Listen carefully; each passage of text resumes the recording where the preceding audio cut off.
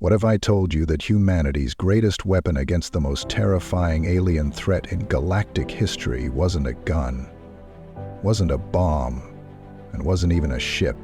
What if our secret weapon was something so fundamentally human that no alien species in the entire galaxy could comprehend it until it was too late?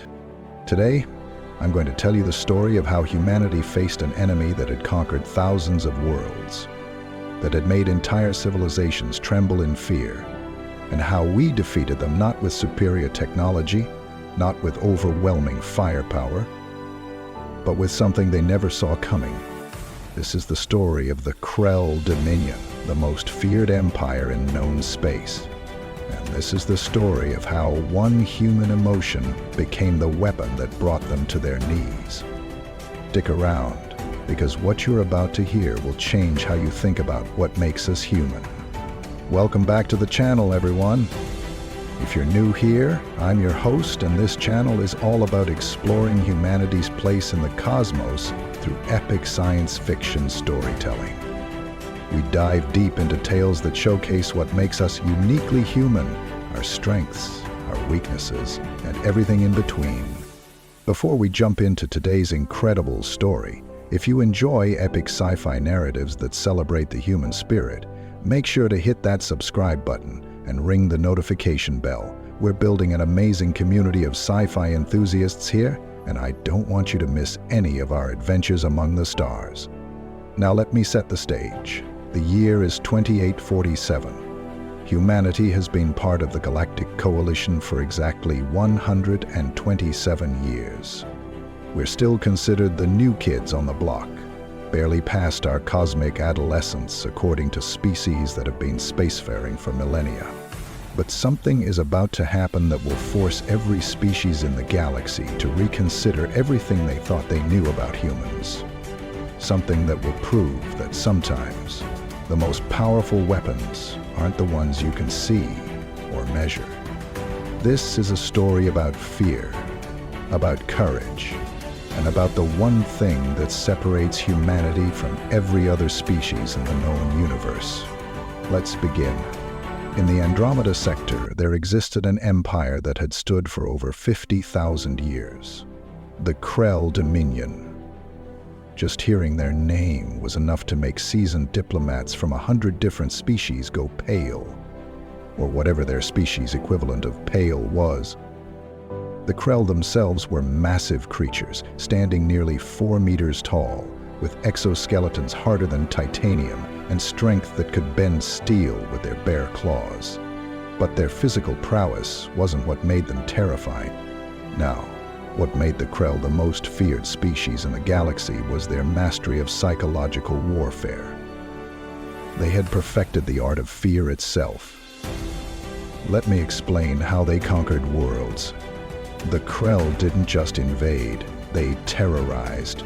Before their fleets even arrived at a planet, they would broadcast what they called the witnessing.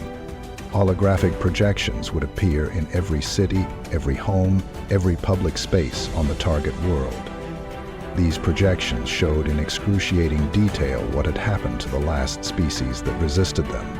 The screams, the destruction, the complete and utter annihilation of everything they held dear.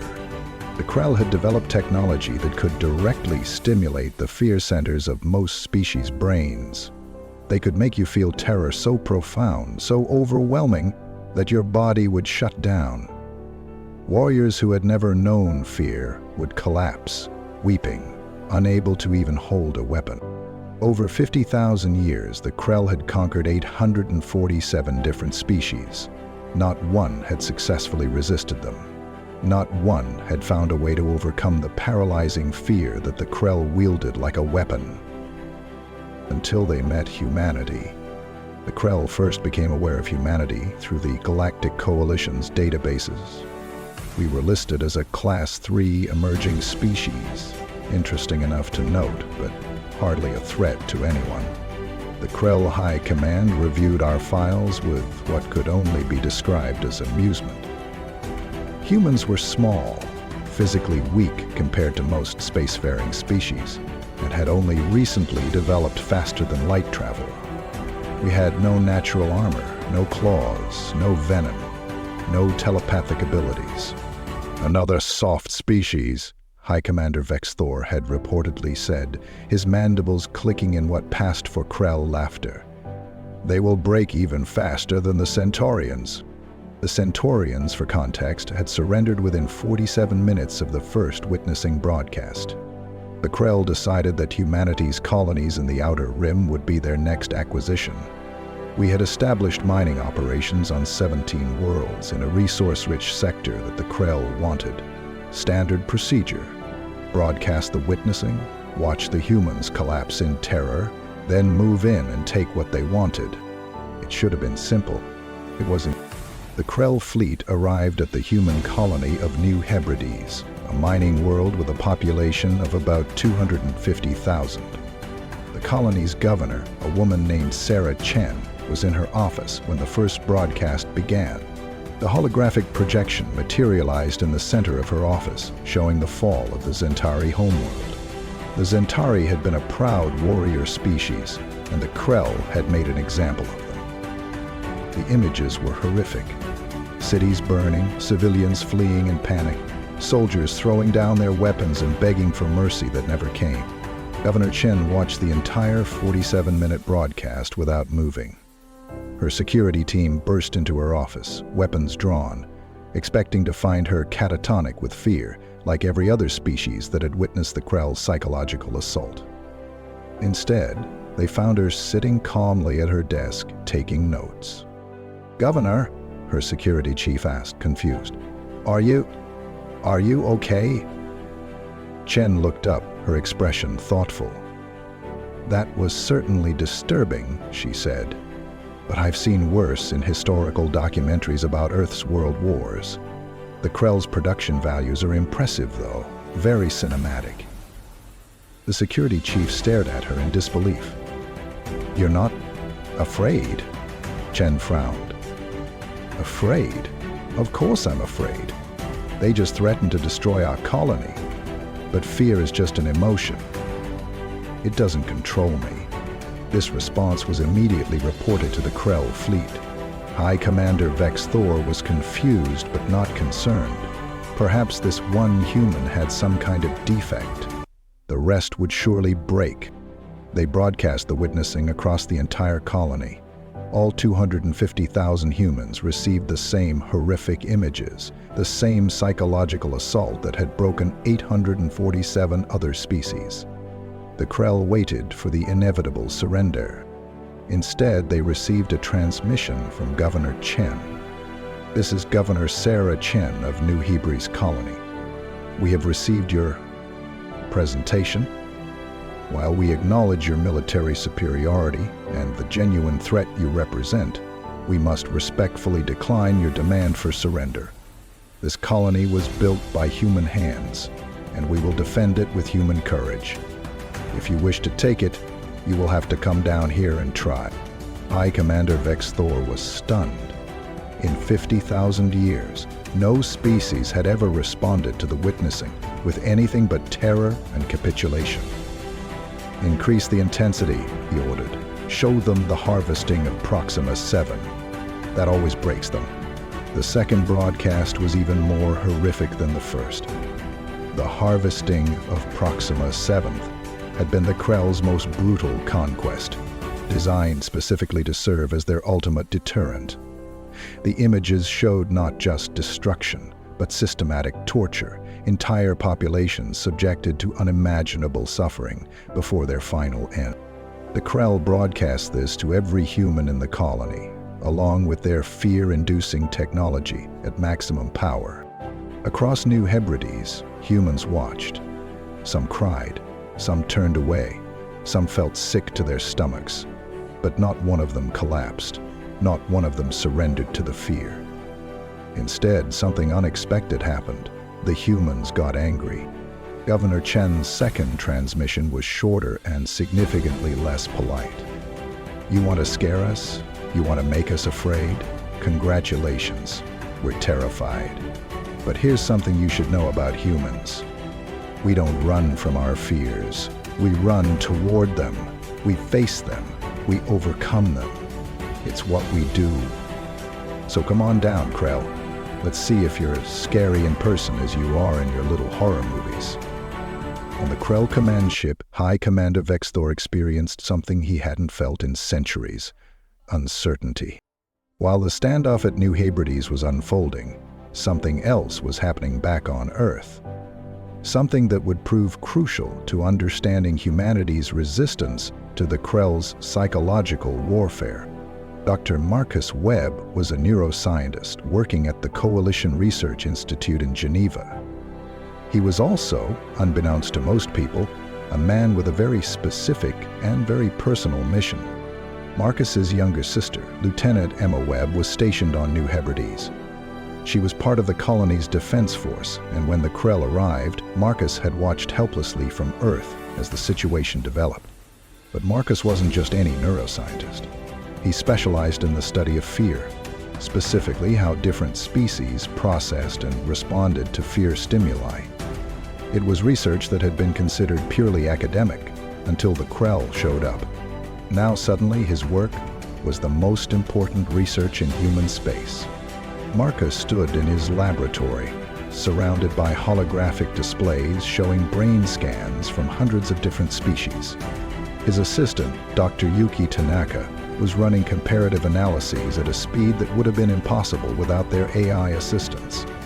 "I don't understand it," Yuki said, her eyes scanning the data. "The Krell's fear technology should work on humans. Our brain structure isn't that different from the other species they've conquered. The amygdala, the fear response pathways, they're all there." Marcus nodded, his fingers flying across his console. "That's what I thought too. But look at this." He pulled up a comparison between human brain scans and those of the Zentari, the warrior species the Krell had conquered. The Zentari have a direct neural pathway from their fear center to their motor control. When they experience extreme fear, their bodies literally shut down. It's an evolutionary adaptation in their natural environment. Freezing when afraid helped them avoid predators. "And humans?" Yuki asked. Marcus smiled grimly. "Humans have something different. We have a secondary pathway that routes through our prefrontal cortex, the decision-making center of our brain. When we experience fear, we can choose how to respond to it." He pulled up another display, this one showing historical data from Earth. "Look at this. Throughout human history, we've documented thousands of cases of people performing incredible feats while terrified. Soldiers charging into battle despite overwhelming fear, parents lifting cars off their children, firefighters running into burning buildings. Fight or flight," Yuki said softly. "Exactly. But it's more than that. Humans don't just have fight or flight. We have fight, flight, or face it. We can acknowledge our fear, feel it completely, and then choose to act anyway. It's not that we're fearless. It's that we're fearful, and we do it anyway." Marcus's console beeped with an incoming transmission. It was from the Coalition Defense Command. "Dr. Webb," the officer on the screen said, "we need your expertise. The Krell are preparing for a ground assault on New Hebrides. We need to understand why their psychological warfare isn't working on humans, and we need to know fast."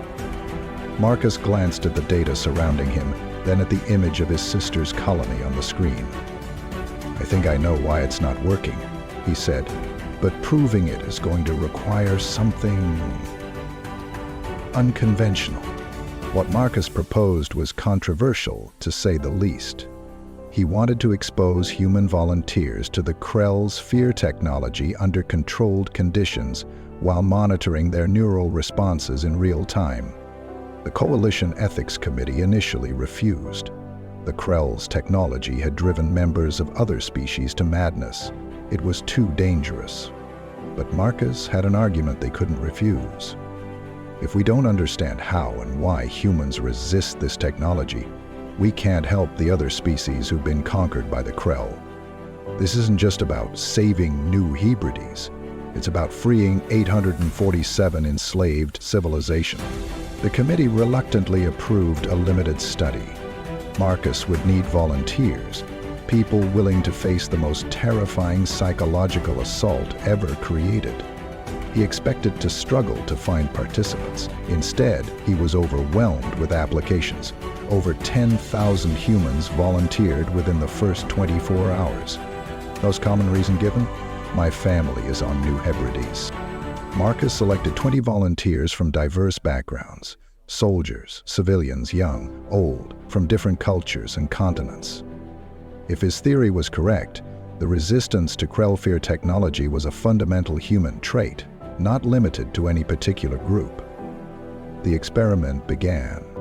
One by one, the volunteers were exposed to recorded Krell broadcasts, while Marcus and his team monitored their neural activity. The results were consistent and remarkable. Every volunteer experienced fear. Their amygdalae lit up like Christmas trees on the brain scans. Their heart rates spiked. Stress hormones flooded their systems. By every measurable metric, they were terrified. But then something else happened. Activity spiked in their prefrontal cortex. The volunteers' brains were essentially having a conversation with themselves. I'm afraid. Yes, but what are you going to do about it? One volunteer, a 67-year-old grandmother named Patricia O'Connor, summed it up perfectly when Marcus interviewed her after the exposure. Was I scared? Absolutely terrified. Did I want to run away? Every fiber of my being was screaming at me to flee. But then I thought about my granddaughter on New Hebrides, and I thought, well, Patricia, you can be scared and useless, or you can be scared and useful. So I chose useful. Marcus realized he was witnessing something profound. The Krell had spent 50,000 years perfecting a weapon that exploited a universal truth.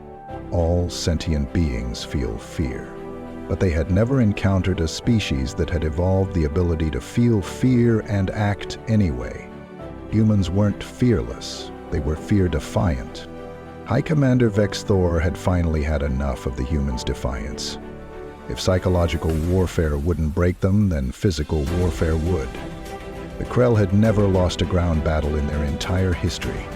Their soldiers were massive, powerful, and equipped with weapons that could level buildings. The Krell dropships descended on New Hebrides like a swarm of locusts. Thousands of Krell warriors, each one a 4-meter-tall killing machine, deployed across the colony's main settlement. The human defenders numbered less than 3,000, most of them civilian volunteers with minimal military training. They were outnumbered, outgunned, and facing an enemy that had never been defeated. Lieutenant Emma Webb stood with her unit on the colony's main defensive line. She was 28 years old, had been in the defense force for only 3 years, and was absolutely terrified. Her hands shook as she checked her rifle. Her heart pounded so hard she could hear it in her ears. Every instinct screamed at her to run, to hide, to do anything but stand here waiting for the Krell to arrive. "You scared, Lieutenant?" asked Private Chen, a young man barely out of his teens who stood beside her. Emma laughed, a slightly hysterical sound. "Scared? I'm so scared I might throw up." "You?" "Terrified," Chen admitted. "But my grandmother is in the civilian shelter behind us, so I guess I'm staying." Emma nodded. That was the thing about fear. It didn't go away just because you had a good reason to fight. You just fought anyway. The Krell warriors appeared over the ridge, and Emma's breath caught in her throat. They were even more terrifying in person than in the broadcasts. Massive, armored, moving with a predatory grace that spoke of millions of years of evolution as apex predators. The Krell activated their fear technology at close range. The effect was immediate and overwhelming. Emma felt terror crash over her like a physical wave. Her vision narrowed, her breathing became rapid and shallow. Every cell in her body screamed at her to flee. She could see the same reaction in her fellow soldiers. Some were crying. Some were shaking so badly they could barely hold their weapons. Private Chen had gone pale and was whispering what sounded like a prayer. But not one of them ran. "Well," Emma said, her voice shaking but determined, "I guess we're doing this. On my mark, fire." The human defensive line erupted with weapons fire. The Krell, expecting their enemies to be paralyzed with fear, were caught off guard. Several fell in the first volley. High Commander Vextor, watching from his command ship, couldn't believe what he was seeing. The humans were terrified. His sensors confirmed it. Their fear responses were off the charts, and yet they were fighting anyway. It was impossible. It defied everything the Krell understood about psychology, about warfare, about the nature of fear itself. The battle raged for hours. The Krell were stronger, better armed, and more experienced. But the humans had something the Krell had never encountered: the ability to function while terrified. A Krell warrior would see a human soldier shaking with fear, assume they were about to break, and move in for an easy kill. Then that same terrified human would shoot them in the face. It was maddening for the Krell. Their entire tactical doctrine was built around the assumption that terrified enemies couldn't fight effectively. But these humans were proving that assumption catastrophically wrong. Emma found herself in close combat with a Krell warrior. The creature towered over her, its mandibles clicking in what she now recognized as Krell laughter. It activated its fear technology at maximum power, and Emma felt her knees buckle. She was more afraid than she had ever been in her entire life. Her body wanted to shut down. Her mind wanted to retreat into unconsciousness rather than face this terror. Then she thought about her brother Marcus, back on Earth, probably worried sick about her. She thought about Private Chen's grandmother in the shelter. She thought about all the species the Krell had conquered, all the civilizations that had fallen because they couldn't overcome their fear. "You know what?" Emma said to the Krell warrior, her voice shaking but defiant. "I'm done being scared of you." She wasn't, of course. She was still absolutely terrified, but she raised her weapon anyway and fired. The Krell warrior fell, a look of complete confusion in its compound eyes. In its last moments, it finally understood what made humans different. They weren't fearless. They were something far more dangerous. They were afraid, and they fought anyway. By the time the sun set on New Hebrides, the Krell had lost over 40% of their ground forces. The humans had taken heavy casualties too, but they held their defensive lines. High Commander Vextor stared at the battle reports in disbelief. This was impossible. The Krell Dominion had never lost a ground battle. Never. Not in 50,000 years. But they were losing this one. "Pull back," he ordered, his voice hollow. "Retreat to the ships." As the Krell warriors withdrew, the humans didn't celebrate. They were too exhausted, too traumatized by what they'd experienced. But they had done something no other species in galactic history had managed. They had faced the Krell and won. Governor Chen stood among the defenders, her clothes torn and dirty, her face streaked with tears and dust. She had been terrified every single moment of the battle. She was still terrified now, but they had won. Back on Earth, Dr. Marcus Webb watched the battle reports from New Hebrides with tears streaming down his face. His sister was alive. The colony had held. But Marcus's work wasn't done. He had proven that humans could resist the Krell's fear technology, but he still didn't fully understand why. More importantly, he needed to find a way to help the other species who had been conquered. It was Dr. Yuki Tanaka who made the final breakthrough. "Marcus, look at this," she said, pulling up a new set of brain scans. "I've been analyzing the neural patterns of our volunteers, and I found something interesting. When humans experience fear and then choose to act anyway, it creates a specific neural signature." She displayed the pattern on the holographic screen. "This signature is unique to humans. No other species we've studied shows this pattern. But here's the interesting part. I think we can teach it." Marcus leaned forward, his exhaustion forgotten. "Teach it? How?" "Neurotraining protocols," Yuki explained. "If we can help other species develop the same secondary pathway that humans have, the one that routes fear through the decision-making center, They might be able to resist the Krell's technology too. It was a long shot. Neural pathways were typically established through millions of years of evolution, not through training. But humans had developed techniques for rewiring their own brains: meditation, cognitive behavioral therapy, exposure therapy. Maybe those same techniques could work for other species. Marcus immediately contacted the coalition. Within hours, he had approval to begin a new study, this time with volunteers from the species the Krell had conquered. The first volunteer was a Zentari warrior named Krell. His species had been enslaved by the Krell for over 200 years. He had been part of the resistance movement, but like all Zentari, he was paralyzed by fear whenever the Krell activated their technology. "I do not understand how this will help," Krell said, his translator converting his clicking speech into English. "My people have tried to overcome our fear for generations. We cannot." Marcus smiled gently. "That's because you've been trying to eliminate your fear. We're going to teach you something different. How to feel fear and act anyway." The training took weeks. Marcus and his team used a combination of exposure therapy, neural feedback training, and techniques borrowed from human psychology.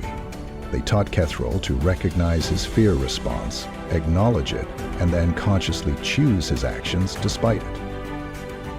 It was slow, difficult work. Krell failed dozens of times. But Marcus had learned something important from studying humans. Courage wasn't the absence of fear. It was the decision to act despite fear. And decisions could be learned. Finally, after 6 weeks of training, they ran the test. Krell was exposed to a recorded Krell broadcast, the same one that had paralyzed him countless times before. Marcus watched the brain scans intently. Krell's fear response activated immediately, just as it always had. His body tensed, preparing to shut down. But then something new appeared on the scan. A spike of activity in Krell's prefrontal cortex. The warrior was thinking through his fear, making a conscious decision about how to respond. Krell's hand, which had been shaking, steadied. He looked up at Marcus, his alien features showing an expression that transcended species. Determination. "I am still afraid," Krell said, "but I am not paralyzed. I can choose." Marcus felt tears welling up in his eyes. "Yes," he said, "you can choose." News of the breakthrough spread through the coalition like wildfire. For the first time in 50,000 years, there was hope for the species enslaved by the Krell. But Marcus knew that training every individual from 847 different species would take decades, maybe centuries. They needed a faster solution. That's when he had an idea that was either brilliant or insane, possibly both. "We need to send a message to the Krell," Marcus told the Coalition Council. "Not a threat, an offer." The council members looked at him skeptically. "What kind of offer?" asked the Centaurian representative, a species that had been conquered by the Krell within an hour. "We offer to teach them what we've learned," Marcus said. "We show them that fear doesn't have to be a weapon. It can be a teacher." "You want to help the Krell?" the representative asked, incredulous. "After everything they've done?" Marcus shook his head. "I want to help everyone. The Krell built their entire civilization on fear, not just using it as a weapon, but living in fear themselves. Fear of losing their power, fear of being conquered the way they've conquered others. They are trapped in a cycle of fear just as much as their victims are." He pulled up the data from his research. "Look at the Krell's own neural patterns. They experience fear too. Constant, overwhelming fear that they're not strong enough, not scary enough, not safe enough. They've spent 50,000 years trying to make themselves feel secure by making everyone else afraid. It's never worked. It never will." The council was silent for a long moment. Finally, the human representative, Ambassador Williams, spoke. "You're suggesting we offer them a way out. A way to break the cycle. Exactly, Marcus said. We show them that there's another way to live. Not without fear, but without being controlled by it. It was a radical idea, compassion for an enemy that had terrorized the galaxy for millennia. But it was also fundamentally human. The Council voted. The measure passed by a narrow margin. Marcus would send his message to the Krell. High Commander Vex Thor received the human transmission in his private quarters. He had been expecting threats, demands for reparations, perhaps even a declaration of war. What he got instead was something he never could have anticipated. Dr. Marcus Webb's face appeared on the screen. He looked tired but determined. High Commander Vex Thor, Marcus began. My name is Dr. Marcus Webb. I'm a neuroscientist from Earth and I study fear. I'm reaching out to you today not as an enemy, but as someone who understands what you're going through. Vex Thor's mandibles clicked in confusion. What was this human talking about? Marcus continued. For 50,000 years, your species has used fear as a weapon. You've conquered 847 civilizations by making them afraid. But I don't think you did this because you're evil. I think you did it because you're afraid. The words hit Vex Thor like a physical blow.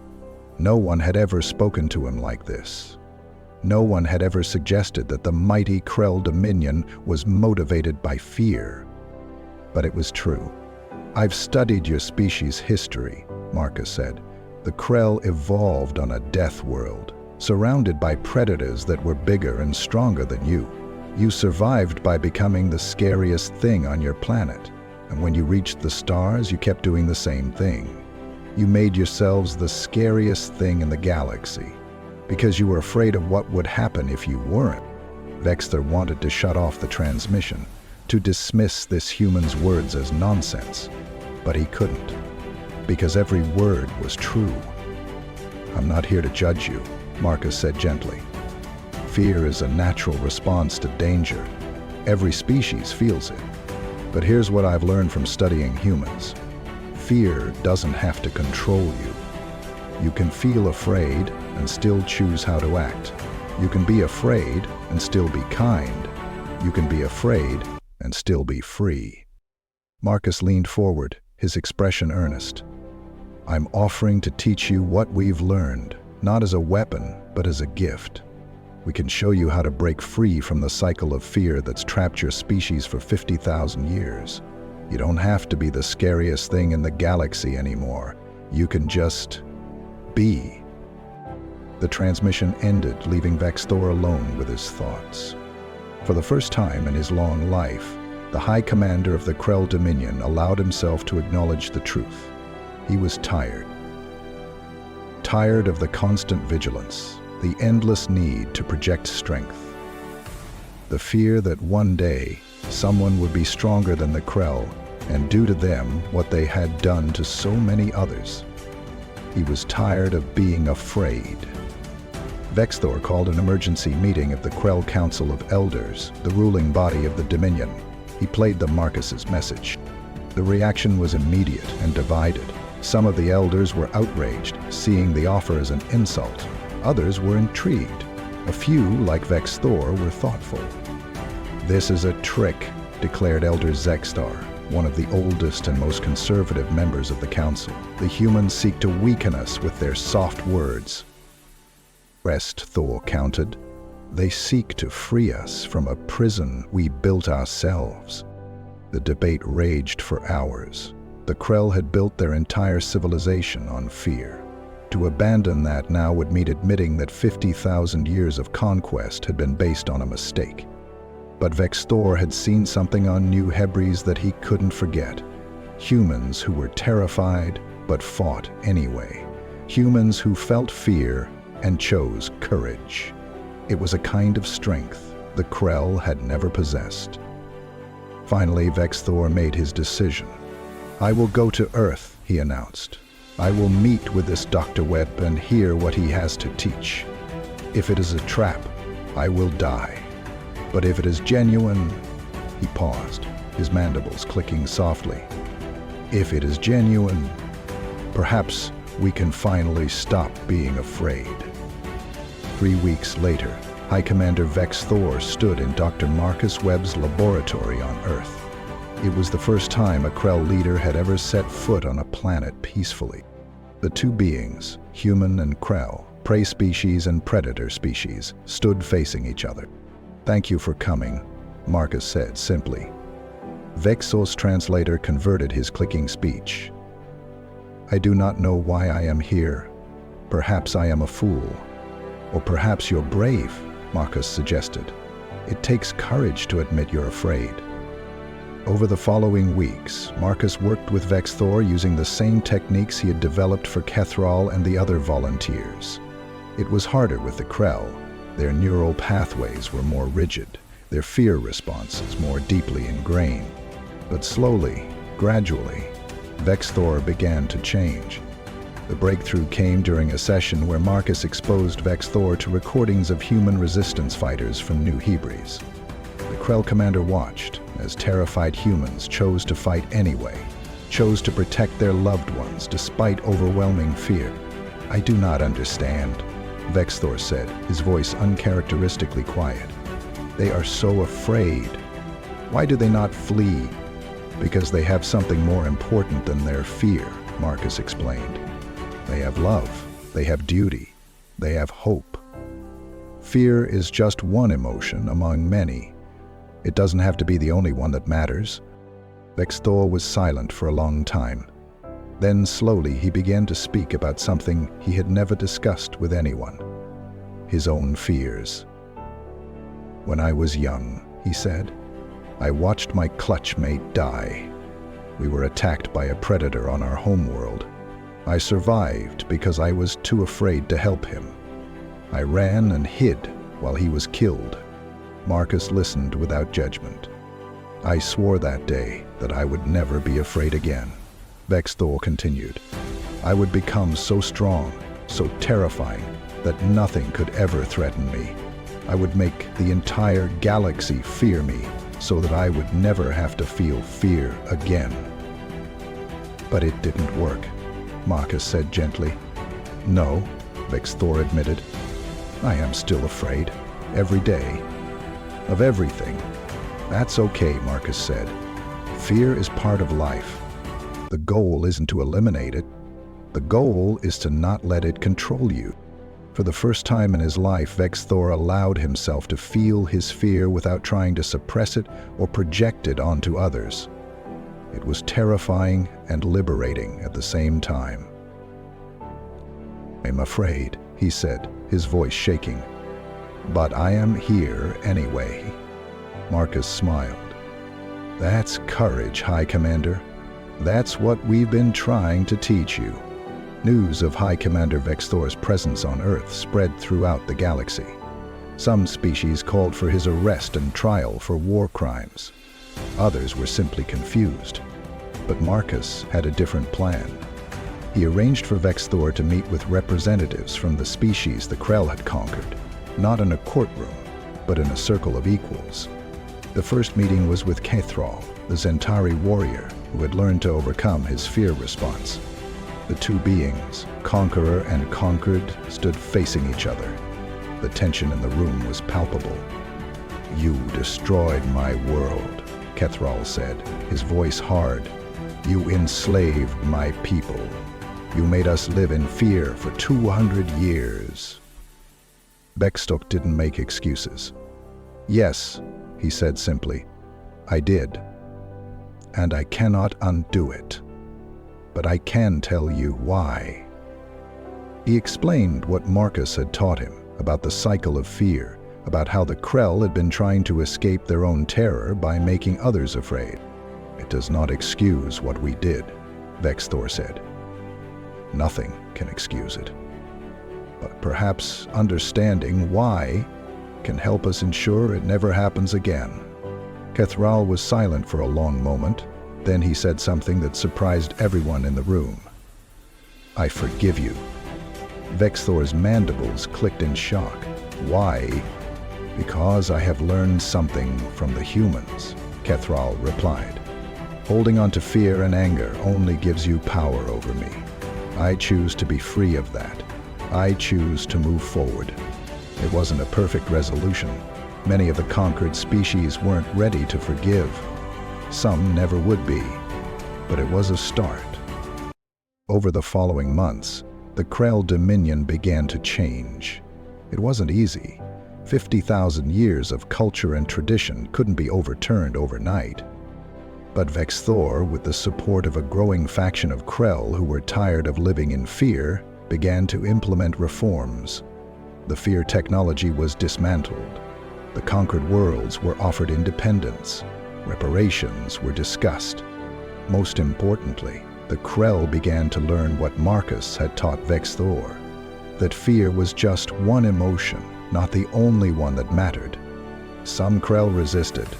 There were attempted coups, protests, even a brief civil war. But the movement toward change was unstoppable. The galaxy watched in amazement as the most feared empire in history transformed itself from conquerors to something else. Not perfect, not instantly redeemed, but trying. And it all started because one human scientist had looked at the scariest species in the galaxy and seen not monsters, but people who were afraid. 5 years after the Battle of New Hebrides, Dr. Marcus Webb stood on a stage at the Galactic Coalition headquarters. He was there to receive the Coalition's highest honor for his work in developing the fear resistance training that had freed 847 species from Krell domination. But Marcus didn't feel like a hero. He felt like someone who had simply done what any human would do, faced his fear, and tried to help. In the audience sat his sister Emma, now a decorated veteran and instructor at the Coalition Defense Academy. Beside her sat Krell, who had become a leader in the Zentari reconstruction efforts. And in the back, trying to remain inconspicuous, sat Vexthor, who had stepped down as High Commander but continued to work on Krell reform. "When I started this research," Marcus said in his acceptance speech, "I thought I was studying fear as a weapon, but I learned something much more important. Fear is not the enemy. Fear is just information. It tells us when we're in danger, when we need to be careful, when something matters enough to be afraid of losing it." He looked out at the diverse crowd, hundreds of species, each with their own fears, their own struggles, their own courage. "Humanity's secret weapon was never that we were fearless," Marcus continued. "It was that we learned to be fearful, full of fear, acknowledging it, feeling it completely, and then choosing our actions anyway. We learned that courage isn't the absence of fear, it's the decision to act despite fear." He smiled. "And here's the beautiful thing. That's not just a human trait. It's a choice available to every sentient being. The Krell thought they were the only ones who could master fear, but they were wrong. Fear can't be mastered. It can only be acknowledged, accepted, and then transcended." The applause was thunderous, but Marcus barely heard it. He was thinking about all the people who had shown courage in the face of fear. The defenders of New Hebrides, the volunteers in his study, Krell learning to overcome his paralysis, and yes, even Vexthor, who had the courage to admit he was wrong. After the ceremony, Marcus found Vexthor in a quiet corridor. "You should have been on that stage too," Marcus said. "What you did, admitting your fear, changing your entire civilization, that took more courage than anything I did." Vexthor's mandibles clicked softly. "I am still afraid, Dr. Webb. Every day, I fear that my people will return to the old ways. I fear that the species we conquered will never truly forgive us. I fear that I am not strong enough to lead this change." "Good," Marcus said, surprising the Krell. "That fear means you care. It means you're paying attention. It means you're alive." He placed a hand on Vexthor's armored carapace, a gesture that would have been unthinkable just 5 years ago. The goal was never to stop being afraid. The goal was to stop letting fear control you. And you've done that. You're still afraid, but you're here anyway. You're still trying. That's all any of us can do." Vextor was silent for a moment. Then he said something in his native language without the translator. Marcus didn't understand the words, but he understood the meaning. "Thank you." The story of humanity's resistance to the Krell became legend throughout the galaxy. But it wasn't told as a story of human superiority or special abilities. It was told as a story of choice. The fear resistance training that Marcus developed became standard education throughout the Coalition. Children of 100 different species learned that fear was natural, but it didn't have to control them. The Krell Dominion slowly transformed into the Krell Commonwealth, a federation of free worlds working together. It wasn't perfect, old habits died hard, and there were still Krell who longed for the old days of conquest, but the change was real and lasting. And humanity? Humanity continued to be humanity, still afraid of the dark, still terrified of the unknown, still facing dangers that made their hearts race and their hands shake. But they faced them anyway, because that's what humans do. Years later, a young Krell student asked Vextor a question during a lecture on galactic history. "Hi, Commander," the student asked. "What was humanity's secret weapon? How did they defeat us when we were so much stronger?" Vextor thought for a long moment before answering. "They didn't defeat us," he said finally. "They freed us. And their secret weapon wasn't a weapon at all. It was a choice." "What choice?" the student asked. "The choice to feel fear and act anyway. The choice to acknowledge their terror and then choose courage. The choice to see an enemy and offer help instead of harm." Vexor's mandibles clicked softly. Humans taught us that fear is not something to be weaponized or eliminated. It is simply part of life. And life is about choices. He looked at his students, young Krell who would never know the old ways, who would grow up in a galaxy where fear was acknowledged but not worshipped. "The humans showed us that the bravest thing you can do is not to be fearless," Vextor concluded. "The bravest thing you can do is to be afraid and choose kindness anyway, to be terrified and choose compassion anyway, to feel fear and choose hope anyway. That," he said, "is humanity's secret weapon, and now it belongs to all of us." And that, my friends, is the story of humanity's secret weapon against alien fear. Not superior technology, not overwhelming firepower, but the simple human ability to feel fear and choose courage anyway. What did you think of this story? I want to hear from you in the comments below. Here are some questions to get the conversation started. Drop a comment and let me know. Which moment in the story resonated with you most? Was it the Battle of New Hebrides, Dr. Webb's research, or Vextor's transformation? Have you ever had to act despite being terrified? Share your story of courage in the face of fear. Let's celebrate the everyday heroism that happens when we choose to act despite our fears. Do you think the Krell deserved forgiveness? This is a tough one. They conquered 847 species over 50,000 years.